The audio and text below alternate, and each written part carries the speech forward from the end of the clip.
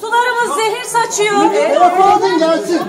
İşte. Mahzemeyi gözde işte. Asansör bakımı da yok. Asansörlerin sürekli Emlak konutta havuz var, spor salonu var, 220 lira aylık. 4 tane kapıyı bahane ediyorlar.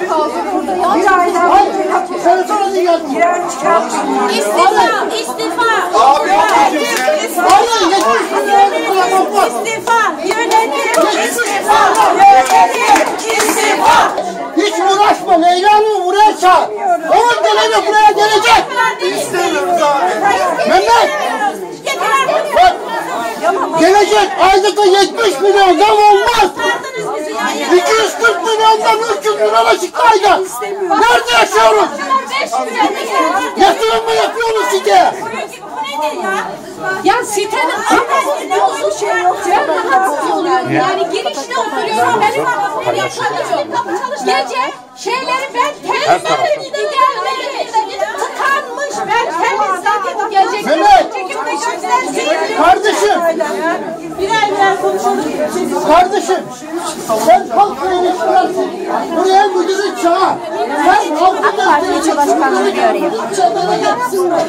Abi bak, bir dakika. Bu iş durmaz. Sorumlu birini getirmediğiniz sürece bu iş böyle uzar. Kardeşim, müdür gelecek yani. 80 lira 70 lira olmaz. Zamı yapıyorsunuz, sonra imza kağıdı alıyorsunuz. Bu nedir ya? Böyle bir şey yok. Kaymakamla yazmaz da bir şey. Öyle müdürü buraya. Dinlemiyor. Ya sokakta bile plastik spor aletleri var ya. Çok ayıp yani. Yok. Her yerde var ya. Sitedeki şikayetlerimiz: 1. Öncelikle toplanan aidatların nereye harcandığı bildirilmiyor. 2. Sıcak suyumuz pasta akıyor. 3. Aidatlara gereğinden fazla zam yapılıyor. 4. Verilen hizmet yetersiz, çöplerimiz düzenli alınmıyor. Bina temizliği tam yapılmıyor. Asansörlerin bakımı yapılmıyor, bozulduğunda zamanında yapılmıyor.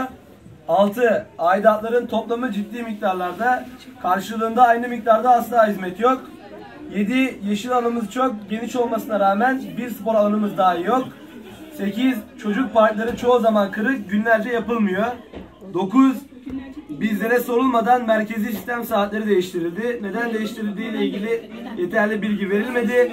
Eski saatlerle yeni saatler arasında ciddi fatura farkı oluştu. Bunun sebebi nedir? Bilmek istiyoruz. Bu değişimle ilgili bizden 300 küsur bir para talep edildi. Bunu neden ödüyoruz bilmiyoruz. 10.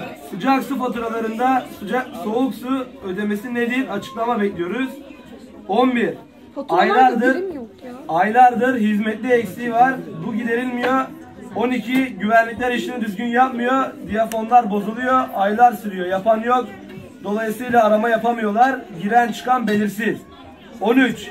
Bina giriş kapıları bozuk. Günlerce yapılmıyor. 14. Bina iç ışıkları bozuk. Aylarca yapılmıyor. Yazın yeşil alana yeterli sulama yapılmıyor. En önemlisi her ay toplanan paranın tamamını ve nereye ne kadar harcandığı bilmek istiyoruz. Ekim ayında kaloriferimi açmadım. Havalar sıcak. 180 lira fatura kesildi. Ben hiç açmadım. Hiç açmadım. Dokunmadım. 500 lira gelmiş ya. Allah'tan korkun. Kasım'da 400 lira para lazım bunlara. Ekim'de yakmadım. 500 lira ya. Arzu abla. Ben düşük şey yapıyorum. 500 lira fatura geldi. Ödeyemiyorum. Açıklamasını yapalım. Bak, adam okudu bak.